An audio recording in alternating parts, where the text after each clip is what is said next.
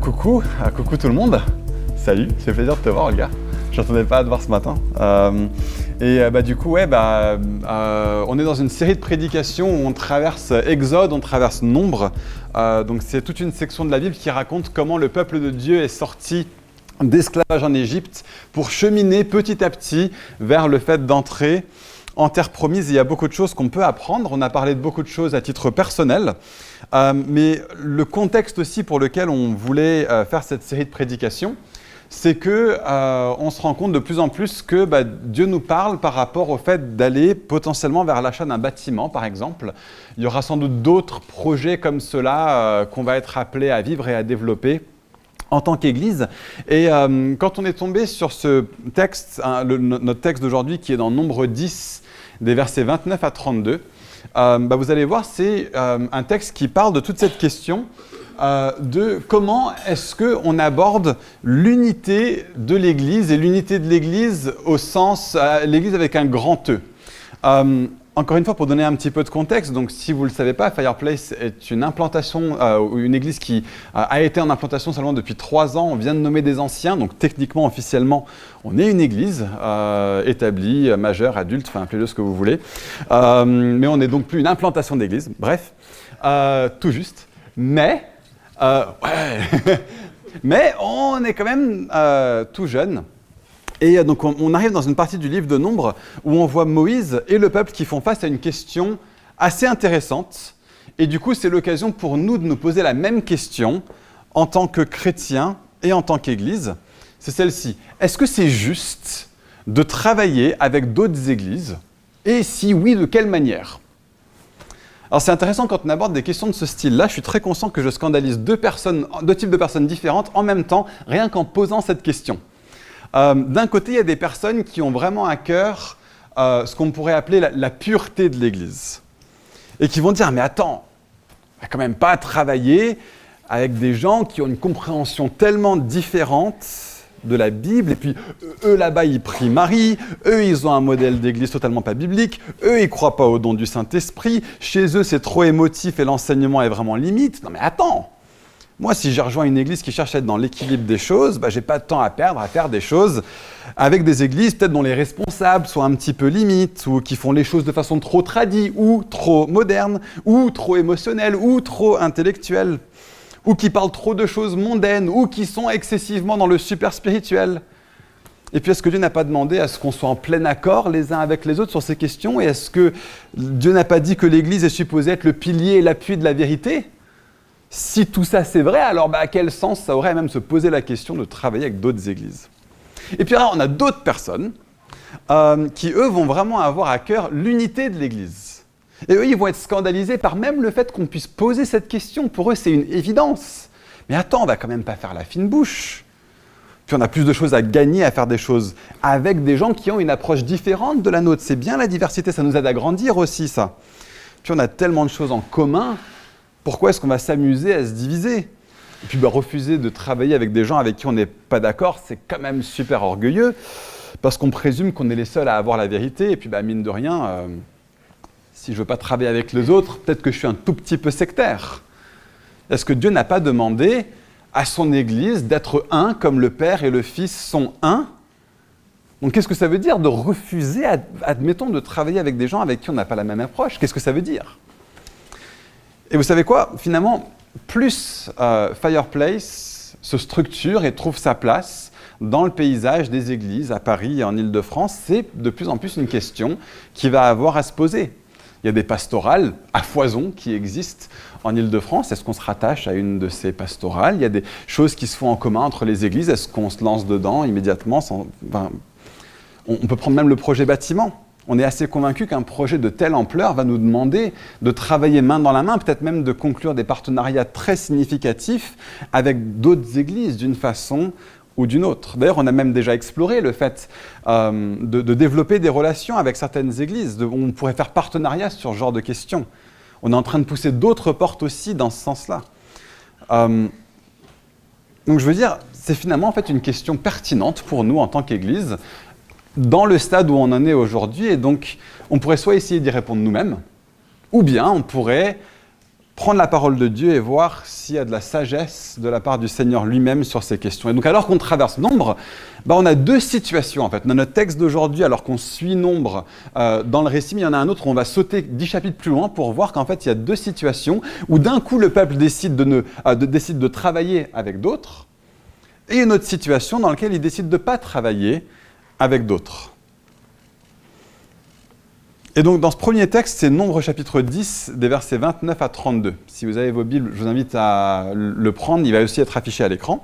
Donc, du coup, le texte dit ça, il dit « Moïse dit à Hobab ». Alors, Hobab, on ne l'a pas encore vu dans le récit, il est en train d'être introduit ici. Moïse dit à Hobab, le fils de son beau-père, Madianite Réuel, « Nous partons pour l'endroit que l'Éternel a déclaré vouloir nous donner.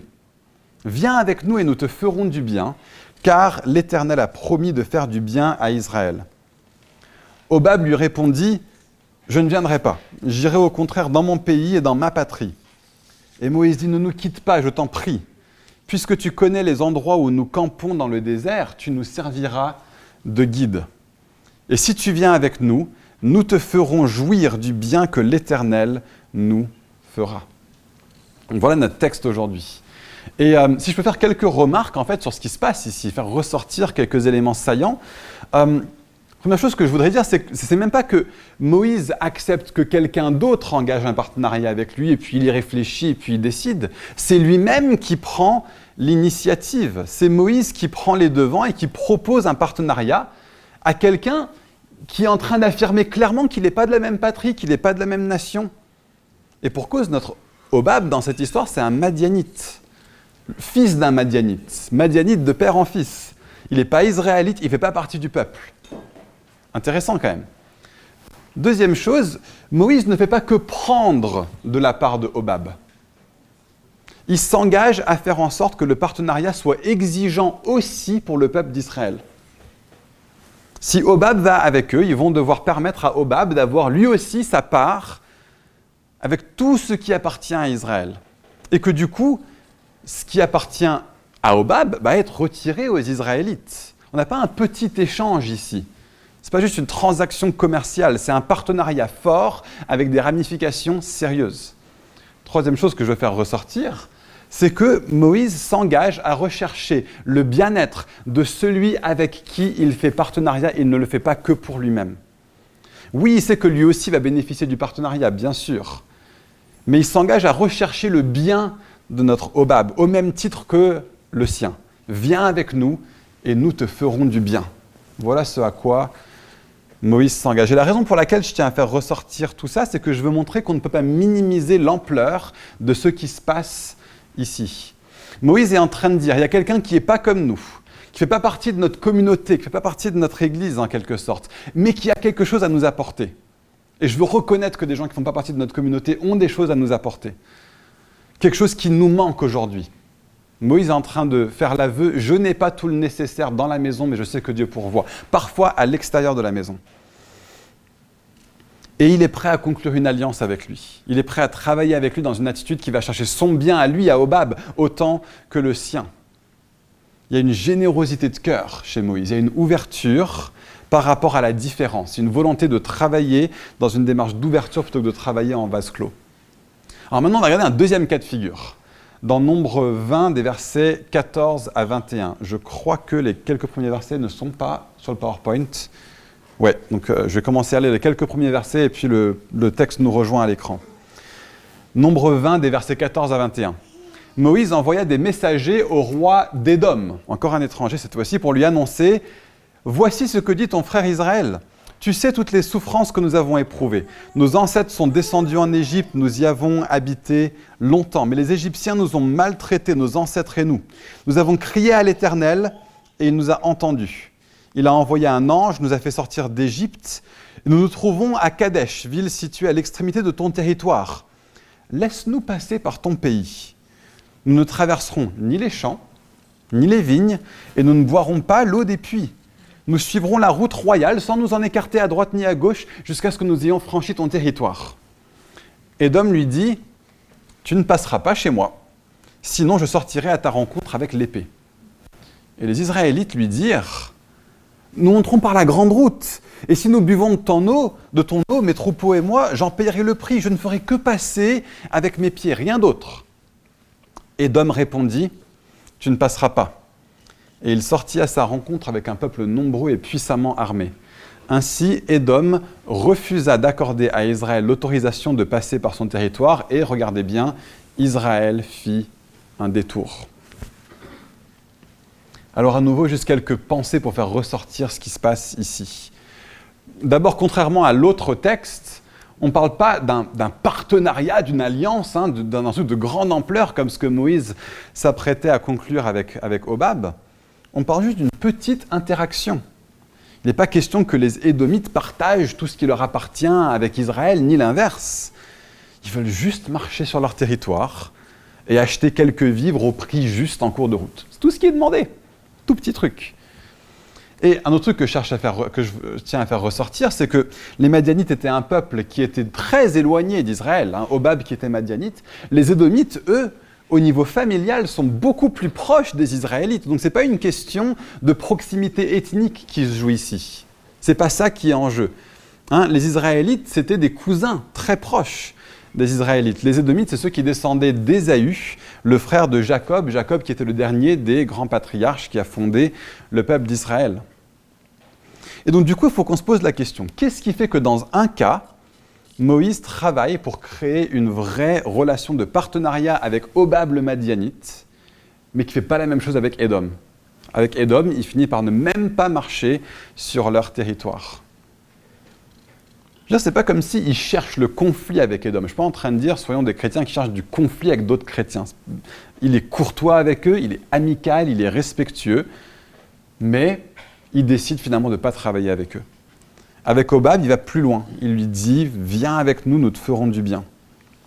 Et donc je vais faire ressortir 3 choses pendant ce message qu'on voit qui sont différentes entre Hobab et entre Édom pour nous aider à avoir une idée de quels sont les principes qu'on voit dans la Bible sur cette question de travailler à l'unité de l'Église. La première chose entre les Israélites et les Édomites, c'est qu'il y avait une véritable différence de conviction, une différence sur les valeurs essentielles. Édom, pour comprendre le contexte, Édom était le peuple donc, qui descendait d'Ésaü. Et ce qui se passe, c'est que quand Ésaü et Jacob sont nés, il y a cette parole qui a été donnée à leur mère. 2 nations sont dans ton ventre, et 2 peuples, regardez, se sépareront au sortir de tes entrailles. Dès le début, dès la fondation, dès leur genèse, tout au départ, il y a quelque chose qui va se jouer dans la vie de Jacob et d'Ésaü. Dès leur naissance, ils ont commencé à fonctionner dans des façons d'être et des façons de voir le monde qui étaient très différentes. Donc Ésaü, par exemple, rejetait Dieu et ne pensait qu'à lui-même. Il avait une vision du monde centrée sur lui-même seulement et devoir compter sur lui-même sans faire attention et sans prendre en considération le Seigneur. Elle était centrée sur le terrestre et sur l'ici et maintenant seulement. Il s'en fichait de la bénédiction de Dieu. Il était même prêt à vendre son héritage. Il pensait à l'ici et maintenant et pas dans une démarche et une perspective éternelle. Donc ici, on a 2 peuples qui ont des valeurs profondément différentes. Et ça, c'est vraiment important pour savoir qui sont les gens avec qui on va se donner du temps, avec qui travailler de façon privilégiée. Et peut-être que vous êtes là, et peut-être que vous n'êtes pas chrétien ici ce matin, vous êtes vraiment les bienvenus, merci d'être présents avec nous. Et vous m'écoutez parler, vous me dites, mais je suis chez les hurluberlus ici ou quoi ? Enfin, de quoi est-ce que tu parles ? Pourquoi même est-ce que toutes ces questions sont importantes ? Voici comment l'apôtre Paul, dans le Nouveau Testament, articule ces choses. Il donne l'illustration qui était très courante à l'époque de 2 vaches, de 2 bœufs, qui étaient toujours appelés à travailler ensemble. Et ce qu'il faisait, c'est qu'il plaçait un joug sur leurs épaules pour les atteler, pour les allier, pour qu'ils puissent travailler ensemble. Et il parle du fait de faire attention à ne pas conclure des alliances qui sont des alliances disparates, où il y a un bœuf qui est plus rapide que l'autre, ou un bœuf qui est plus lent que l'autre, un bœuf qui marche bien, un bœuf qui boite, un bœuf qui est grand, un bœuf qui est petit. Ça fait que l'attelage ne marche pas. Et pour nous, en tant que chrétiens, voilà, je dis ça si vous êtes ici et que vous découvrez vraiment la foi chrétienne, voici le cœur de la vision du monde chrétienne, voici ce qui fait que le peuple de Dieu se considère comme étant un peuple qui est mis à part par le Seigneur, c'est que nous avons au centre de la foi chrétienne la réalité historique de la mort et de la résurrection de Jésus-Christ. Sa mort sur la croix, sa résurrection le 3e jour. Et c'est un fait qui est tellement, tellement, tellement important pour un chrétien, parce que la Bible nous enseigne que personne ne peut avoir une relation réelle avec Dieu, parce que nous sommes tous marqués par le fait que nous avons tous fait des choses qui offensent Dieu et qui nous mettent en inimitié avec lui. Et la mort de Jésus est la seule chose qui peut nous apporter la réconciliation avec Dieu, parce que dans sa mort à la croix, Jésus prend, par sa mort, en mourant, il prend la punition que nous on méritait, pour que nous on puisse avancer devant Dieu sans culpabilité. Et par sa mort et sa résurrection, un chrétien devient enfant de Dieu. C'est un truc de fou qui se passe. Et à partir de ce moment-là, un chrétien va orienter toutes ses décisions autour du fait de suivre Jésus, plutôt que de suivre de façon principale les autres philosophies, les autres idéologies du monde, parce que nous avons découvert que Jésus est celui qui mène à la vie et la vie en abondance. Et c'est ça notre conviction la plus fondamentale. Et c'est donc ça qui va orienter la logique de Moïse. On a des gens, on pense juste traverser leur pays, juste ça. Mais est-ce qu'ils ont la même fondation que nous ? Et donc pour l'appliquer à nos vies, pour être un peu plus concret pour nous aujourd'hui, qu'est-ce que ça veut dire ? Admettons qu'il y ait quelqu'un du temple bouddhiste du coin et qui vienne me voir, qui me dise « Nathan, j'aimerais bien organiser un événement entre le temple bouddhiste et les chrétiens et puis qu'on fasse une prière commune en même temps. » Moi, je vais me poser la question, mais est-ce qu'on s'adresse même au même Dieu ? Ou est-ce qu'il y a cette séparation dès la naissance, dès la Genèse, qui est là comme entre Jacob et Ésaü ? Parce que si la réponse est non et qu'on ne s'adresse pas au même Dieu, je veux dire, même ce petit truc qui ne nous engage en rien, je veux dire, écrire une prière et la dire ensemble, mais même ça, il n'y a pas de cohérence, et donc je pense qu'on ne serait pas engagé et pas intéressé par le fait de faire ça. Si des gens d'une autre religion veulent qu'on s'associe même pour un truc de ce style, ça n'aurait pas de sens, en fin de compte, ce ne serait pas cohérent. Par exemple, si on me demande de faire une prière commune, je dirais non. Par contre, s'il me demande de lui serrer la main et d'être courtois avec lui, oui, bien sûr, je veux dire, avec plaisir même. Même d'avoir une conversation, une discussion, même un débat, pourquoi pas. Mais à cause de ces questions de conviction, il y a quelque chose qui fait que le partenariat n'est pas jouable. Maintenant, peut-être que si on avance un petit peu sur la gamme des convictions, admettons maintenant on se cale dans l'Église de Jésus-Christ avec un grand E, il y a des gens avec qui on va avoir des désaccords sur des questions mais vraiment, vraiment, vraiment importantes, mais au fond, ils croient en l'Évangile comme nous, ils croient en Dieu et en son Fils Jésus-Christ, en la Trinité, etc. Prenons l'Église catholique, par exemple. Admettons qu'il nous propose d'avoir un moment où on prie ensemble. Personnellement, je dirais, je ne vois pas de raison pourquoi pas. Maintenant, si on nous demande d'acheter un bâtiment ensemble, c'est peut-être un engagement qui est un peu plus grand, auquel il faudrait qu'on réfléchisse plus fortement encore. Et je ne suis pas là en train de tracer des lignes nettes, je suis en train d'essayer de nous permettre d'avoir un schéma de pensée pour savoir comment réfléchir à cette question de l'unité de l'Église. Maintenant, peut-être si on se rapproche encore plus de notre univers, on pense aux chrétiens évangéliques dans toute leur diversité, mais qu'il y a quand même beaucoup de choses qui unifient les évangéliques entre eux. Des gens qui croient en la Bible comme pleine autorité, comme nous. Ils ont une définition identique que la nôtre par rapport à ce que Jésus a accompli dans sa mort à la croix. Mais ils nous disent, mais nous par contre, on est convaincus que les dons du Saint-Esprit, ce n'est pas pour aujourd'hui. Ok. Bon, est-ce qu'on pourrait imaginer des rencontres de responsables pour prier ensemble, porter quelques projets en commun au niveau de la ville, même aller aussi loin à acheter un bâtiment avec ces églises-là ? Oui, pourquoi pas, je pense, il me semble. À nouveau, je ne suis pas en train de tracer des lignes claires, en train d'essayer de donner des principes. Why not ? Dans la mesure où les autres choses qu'on va avoir dans la suite de la prédication sont là aussi, ce n'est pas que conviction, il y a deux autres choses aussi que je vais faire valoir. Par contre, s'ils nous disent, on veut avoir un partenariat dans lequel tous les pasteurs de chez nous peuvent devenir anciens chez vous automatiquement et vice-versa. Non, peut-être pas trop. Le partenariat est plus fort, plus engageant, et les différences de conviction, il faut une différence à ce niveau-là d'engagement. Maintenant, imaginons une église avec un enseignement très proche du nôtre, mais vraiment sur des questions fondamentales et sur des questions principales, mais il y a des différences sur des questions secondaires. Est-ce qu'on fait la Sainte Seine tous les dimanches ou pas ? Une question comme ça. Tu vois, vraiment une question qui est secondaire, qui n'est pas fondamentalement importante. Et bien là, avoir une formation de responsable, de pasteur en commun avec eux, bah ouais, pourquoi pas, carrément. Avoir des dimanches où un prédicateur de chez nous va chez eux et vice-versa, oui, carrément. Organiser des soirées de louanges et de prières en commun, oui, pourquoi pas. Des événements d'évangélisation ensemble, former même une famille d'église ensemble, comme celle de laquelle on fait partie autour d'un même ministère apostolique. Oui, pourquoi pas. Si, et ça m'emmène à mon deuxième et puis mon troisième point, si la deuxième et la troisième condition sont aussi là et bien là. Donc la deuxième chose après les convictions, c'est qu'il y a une différence de culture. Et quand je dis culture, je veux dire la façon générale de faire les choses sur les points qui nous semblent importants, sur la façon de faire les choses. Donc regardez la différence entre Édom et Hobab. Hobab, comme le peuple d'Israël, il avance, il est mobile. C'est pas il est là campé et puis ils viennent le voir, c'est vas-y, viens avec nous. Il est en chemin. Il a une certaine façon d'être, une certaine attitude, il est dans un certain type de culture. Les Édomites, eux, c'est l'inverse, ils sont campés, assis, alors que le peuple d'Israël est mobile, eux sont immobiles. Il y a une différence de culture, de façon de faire, d'approche dans ce qu'ils font. Donc, si on pense à la culture d'église, imaginez une culture d'église où tout est misé sur la performance. Vous allez au culte, vous avez l'impression d'être devant un show, plutôt que d'être dans une réunion de famille au sein de l'église dans laquelle chacun trouve sa place, on a une culture de la grâce, etc. Vu qu'une partie de ce qu'on voit comme essentiel à notre culture d'église à Fireplace, c'est la question de la grâce de Dieu et de ne pas chercher à être dans une posture du méritoire et de la performance. Faire un partenariat aussi serré que ça avec des gens qui sont dans la performance, ça risquerait de polluer une grande partie tellement précieuse de ce qu'on cherche à bâtir. Imaginez aussi une église où tout tourne autour de la personnalité du pasteur, par exemple. Ce n'est pas une question de conviction.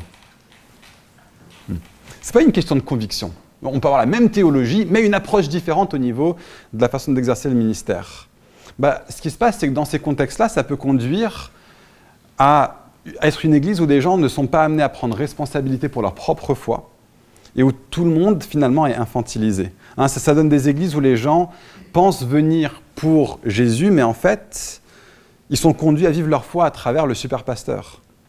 Et si jamais le pasteur chute, qu'il quitte la foi, qu'il tombe dans le péché, la foi des gens va être ébranlée jusque dans leur fondation parce que tout passerait par leur admiration du pasteur. Vous voyez pourquoi les questions de culture sont aussi importantes que les questions de conviction.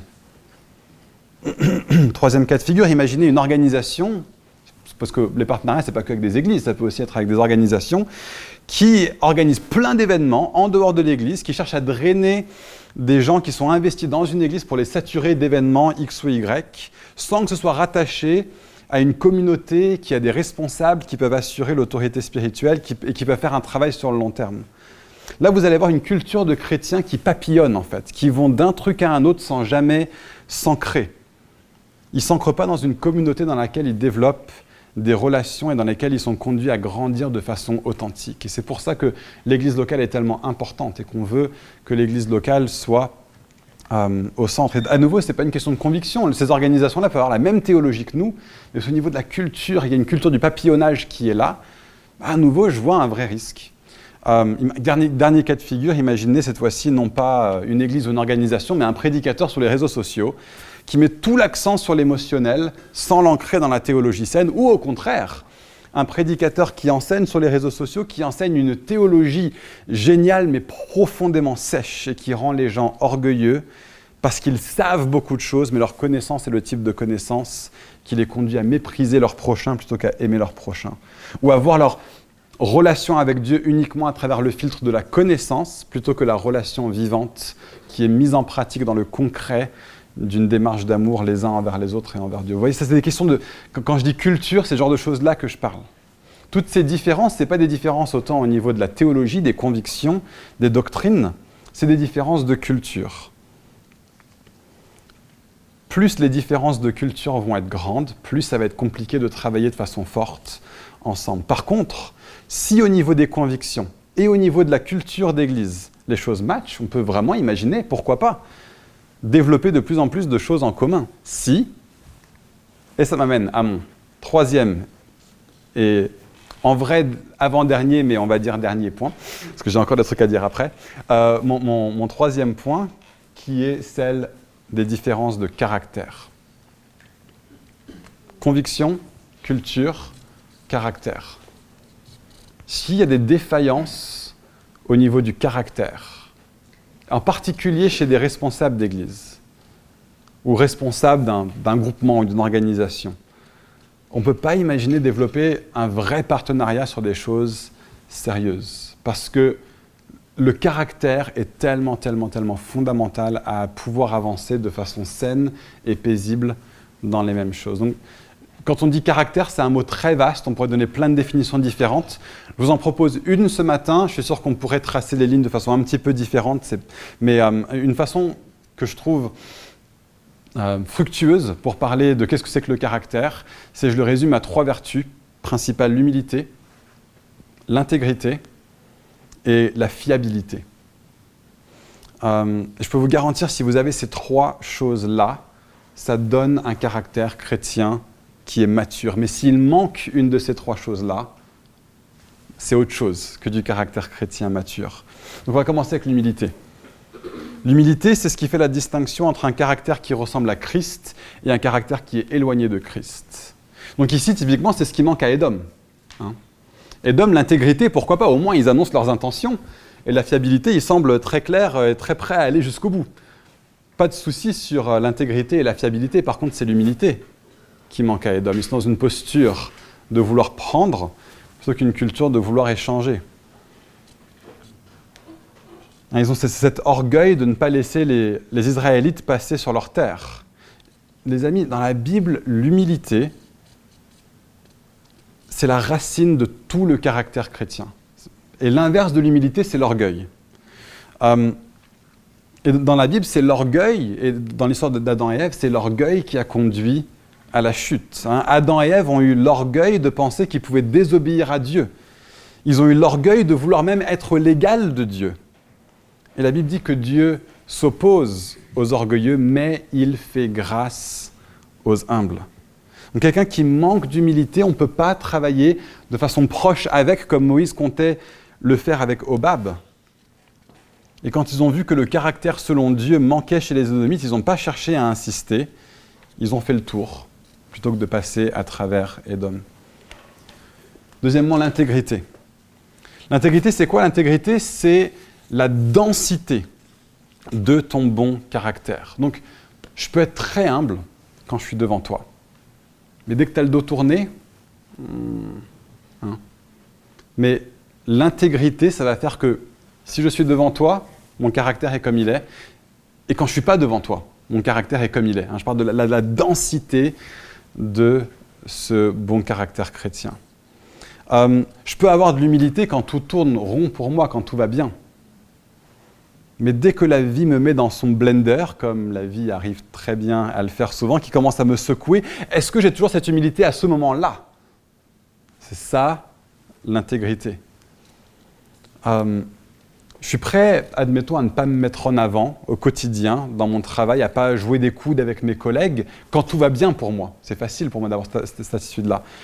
Mais si je sens que je suis sur le point de perdre la promotion que je voulais vraiment avoir, pour quelqu'un qui, lui, se gêne pas pour jouer des coudes, est-ce que d'un seul coup, mon humilité va rester la même ou bien est-ce que je vais changer dépendant de mes circonstances? Et je ne suis pas en train de condamner, je veux dire, on est juste en train de dire, l'intégrité, c'est la densité de notre caractère et Dieu nous appelle de plus en plus à pouvoir avoir des attitudes similaires et identiques, peu importe la quantité de pression qui se trouve sur nous. Ce n'est pas simple et on est tous en train de grandir et de maturer là-dessus.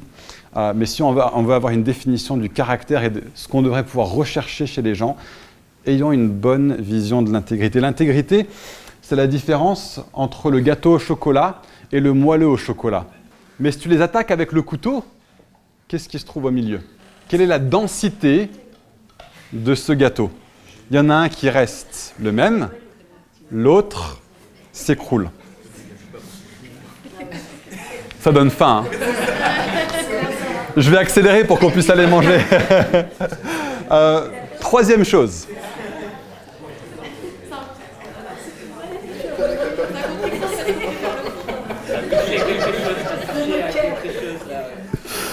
On est dans une cour de récréation. J'aurais dû rajouter maturité. Non, troisièmement, la fiabilité. La fiabilité, c'est le bon caractère sur la durée. C'est facile d'être humble et d'être intègre en petites doses et brièvement. La fiabilité, c'est tenir mes engagements sur la durée. C'est la différence entre le stylo gratuit qu'on t'a donné à la banque le jour où tu as voulu ouvrir ton PEL. Vas-y, prenez un stylo. Au bout d'une semaine, il ne marche plus. Au bout de 2 semaines, il fuit. Au bout de 3 semaines de clicker, il ne marche plus. Manque de fiabilité. C'est la différence donc entre ça et le bic que tu as depuis que tu es en 5e, qui marche et qui marche et qui marche. Pas forcément spectaculaire le bic, mais il est toujours là quand on a besoin de lui.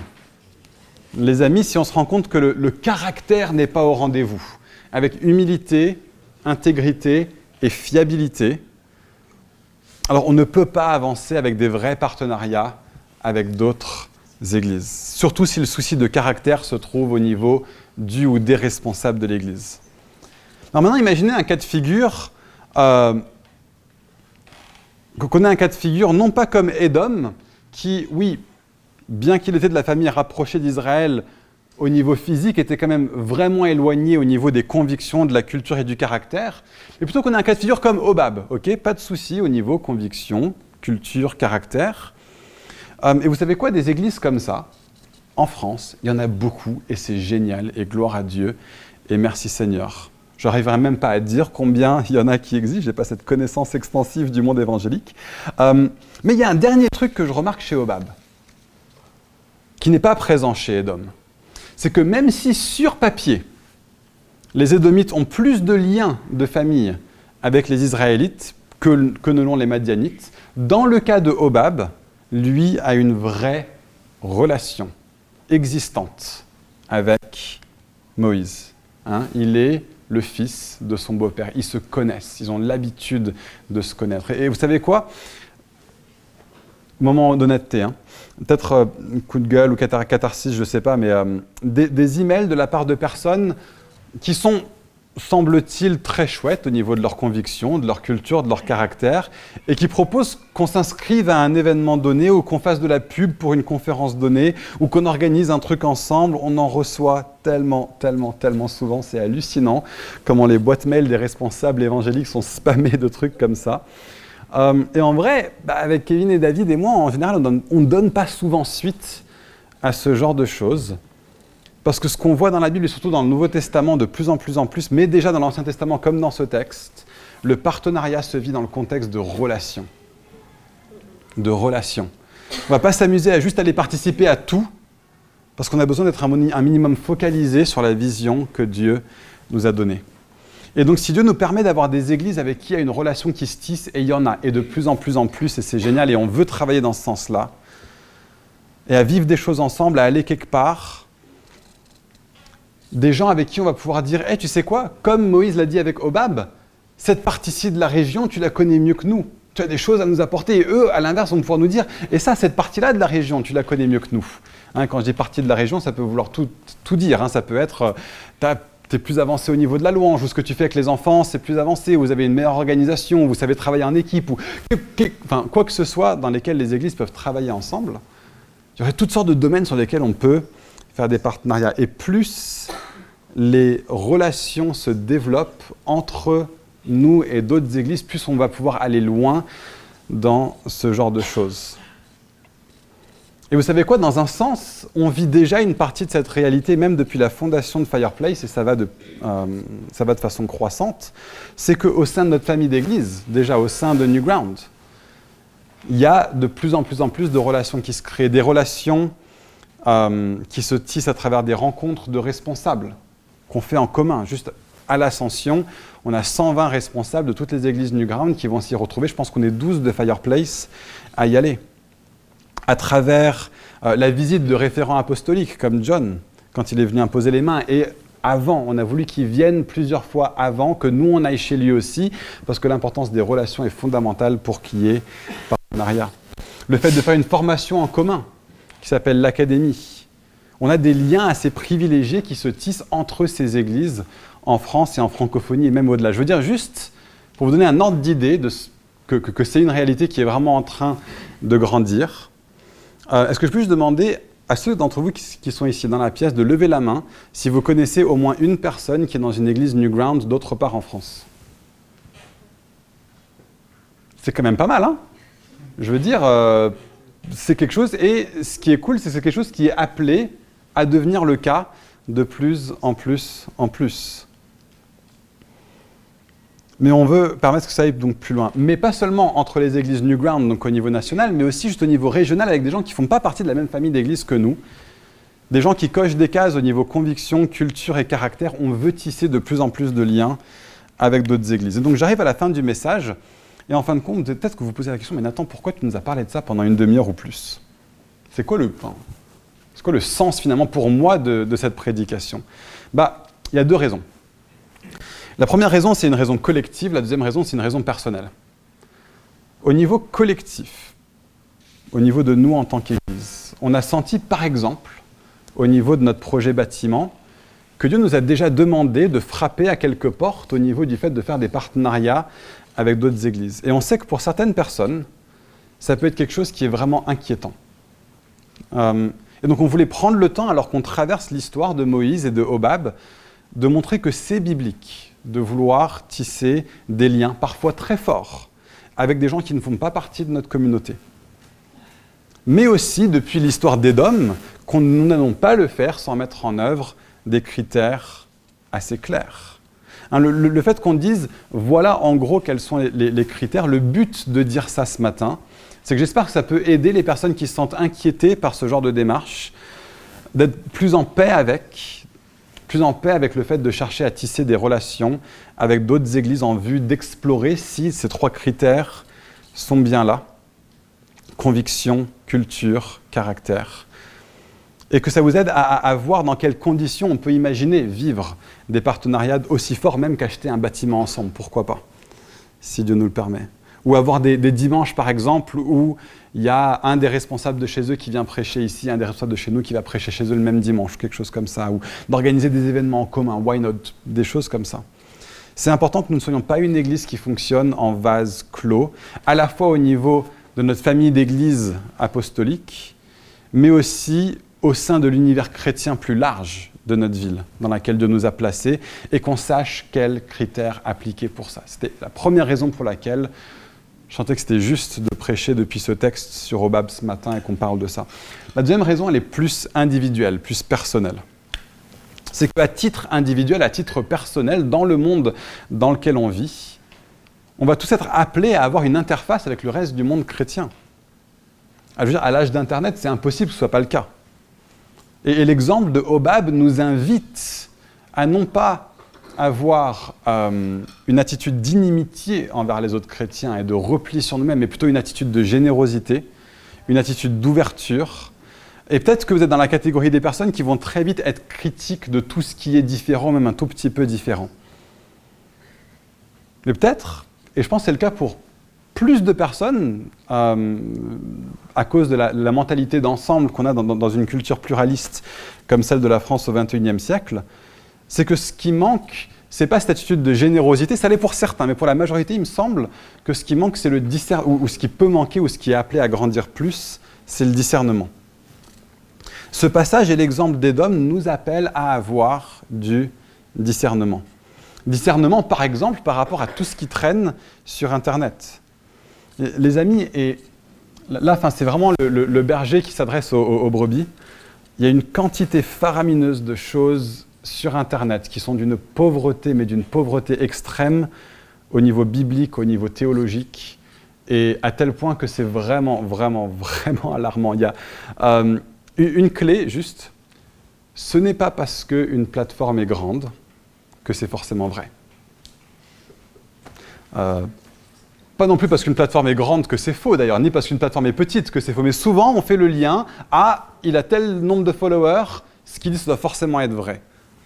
Ouais, c'est vraiment, vraiment, vraiment pas souvent le cas, et donc je veux vous inviter à travers le message de ce matin aussi à développer du discernement. Et pour ça, vraiment, la meilleure manière de le faire, c'est de vous assurer que vous êtes plus en contact avec la Bible qu'avec des enseignements sur Internet. Sinon, c'est les enseignements qui vont influencer votre façon de comprendre la Bible plutôt que l'inverse. C'est à travers les Écritures que nous sommes appelés à discerner de ce que disent les prédicateurs et pas l'inverse. Et donc, si vous avez un régime dans lequel vous écoutez des enseignants qui plaquent leur vision du monde sur la Bible en permanence, et que c'est de ça qu'on se nourrit principalement, même quand vous lisez la Bible, vous allez la lire à travers ces lunettes biaisées que ces prédicateurs auront fini par mettre sur vos yeux. Donc nourrissez-vous plus de la Bible que d'autres contenus et posez-vous la question quand vous regardez quelque chose. Les choses que ces prédicateurs mettent en avant, les choses qu'ils poursuivent et qu'ils nous appellent nous aussi à poursuivre, les choses qu'ils mettent comme centrales, est-ce que ce sont les mêmes choses qui sont mises en avant et qui sont poursuivies et qui sont vues comme centrales par Jésus dans ses enseignements et les apôtres dans les lettres du Nouveau Testament? Et c'est important de se poser ce genre de questions parce que, en réalité, le discernement, c'est pas savoir distinguer entre le vrai et le faux. Distinguer entre le vrai et le faux, c'est facile. Un prédicateur qui se lève et qui dit « Satan est Seigneur », pas besoin de discernement pour savoir que c'est faux. Le discernement, c'est pas savoir discerner entre le vrai et le faux. Le discernement, c'est savoir discerner entre le vrai et le presque vrai. Et donc, ayons le discernement dans ces questions de conviction et de culture et de caractère, même au niveau des personnes qu'on regarderait ou qu'on écouterait sur Internet. Est-ce que les fondations théologiques de ces personnes sont les fondations théologiques bibliques?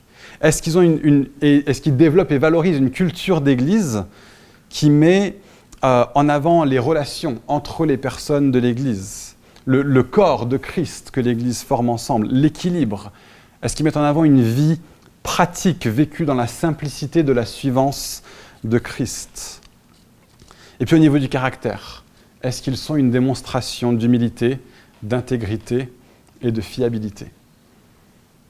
Plus la réponse est non à ces questions, plus je vous en conjure en tant que berger pour un troupeau, de fuir finalement ces enseignements.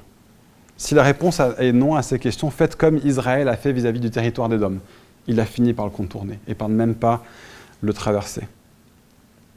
Mais au-delà de ces trois choses, caractère, culture et conviction, au-delà de ces trois choses, comme avec Hobab, privilégiez des enseignements de la part de personnes avec qui vous avez une relation. Pas des prédicateurs devant un écran qui ne vous connaissent pas, ne parlent pas pour votre situation, même s'ils disent peut-être des choses très vraies pour leur situation, votre contexte, votre étape de vie, vos besoins. Et c'est pour ça que dans chaque église, on a besoin de prédicateurs. Parce que sinon, si ce n'était pas le cas, si la relation entre les personnes qui parlent et les personnes qui écoutent n'était pas importante, il y a beaucoup de personnes qui prêchent bien mieux que moi et que Kevin et que David et que d'autres personnes qui prêcheront à Fireplace qu'on trouve sur Internet. Donc si c'était que la qualité de prédication qu'on cherchait et pas la relation dans la prédication, on pourrait prendre les meilleures prédications qui se trouvent sur YouTube, les balancer et puis on serait mieux lotis. La relation est importante. Et donc, même si la technique oratoire chez nous ou dans une autre église locale, et la qualité de production n'y est pas, les prédications qui vont le plus souvent apporter ce dont nous avons besoin sont les prédications de personnes qui nous connaissent. Conviction, culture, caractère, relation. Donc du discernement par rapport au contenu, mais aussi du discernement, et c'est mon dernier point, du discernement par rapport aux choses dans lesquelles on va dépenser notre temps au niveau chrétien. Du discernement avant de dire « Allez, venez, on va inviter tout le monde de l'Église à telle initiative, à tel événement, etc. » Avant de faire ça, prenez le temps de discerner. Est-ce que ce sont des personnes avec qui on peut être au clair au niveau de leurs convictions, qui vont fonctionner sur des principes semblables aux nôtres au niveau de la culture? Et quand je dis les nôtres, en fait, ce serait mieux de dire biblique, en fait, parce que c'est pas dit que nous on est entièrement biblique, vraiment pas. On essaye, mais je ne veux pas faire ce raccourci-là. Et puis au niveau du caractère, est-ce que le caractère est là? Des gens avec qui on aura pris le temps au préalable de développer des relations. Et donc à travers, je pense, cet exemple de Hobab et d'Édom, on a cet appel à montrer de la générosité, à ne pas être excessivement critique, mais à savoir aussi quelles sont des critères qui sont justes pour pouvoir engager des partenariats et développer des relations, parce que Dieu nous appelle à le faire de plus en plus en plus. Son Église est grande et son Église est belle. La Bible dit, et on va le chanter d'ailleurs pour clôturer, que des gens de tous les peuples, de toutes les nations, loueront Dieu. Il y a une différence au sein du corps du Christ qui est belle et on est appelé à avoir de la générosité vis-à-vis de ça. Et en même temps, on est appelé à avoir du discernement dans toutes ces choses, pour qu'on puisse célébrer le Dieu qui est bon, le Dieu dont l'amour dure à toujours, et avancer en tant qu'Église et dans le contexte dans lequel Dieu nous place. Il a des projets pour nous, et ces projets incluent le fait de ne pas rester en vase clos, mais d'être une Église qui puisse avoir une vraie interface avec d'autres Églises et travailler ensemble. Donc c'est formidable, mais je pensais qu'à travers ce texte, ce serait bien que Dieu nous aide et nous prépare à ça. Donc Déborah, ça va si on prend le dernier chant? Je vais juste prier et puis on y va. Vous pouvez vous installer déjà si vous voulez. Sinon, je veux te remercier pour ton Église avec un grand E. Je veux te remercier parce que tu as appelé des hommes et des femmes de tout peuple, de toute langue, de toute nation, de toute tribu, Seigneur. Il y a une diversité dans ton corps qui est belle et dont on a besoin. Je te remercie parce que tu nous permets d'avoir beaucoup de ressources dans cette maison, mais pas toutes les ressources. Et merci parce que tu nous appelles à travailler avec d'autres. Je te demande que tu nous aides à avoir un discernement qui est juste au niveau des convictions, au niveau de la culture, au niveau du caractère, Seigneur. Et donne-nous la joie d'être une Église qui est en relation avec d'autres Églises, Seigneur, et des vrais partenariats qui sont là. On veut honorer ton nom, on veut bâtir selon toi, et on veut te dire à toi la gloire. Amen.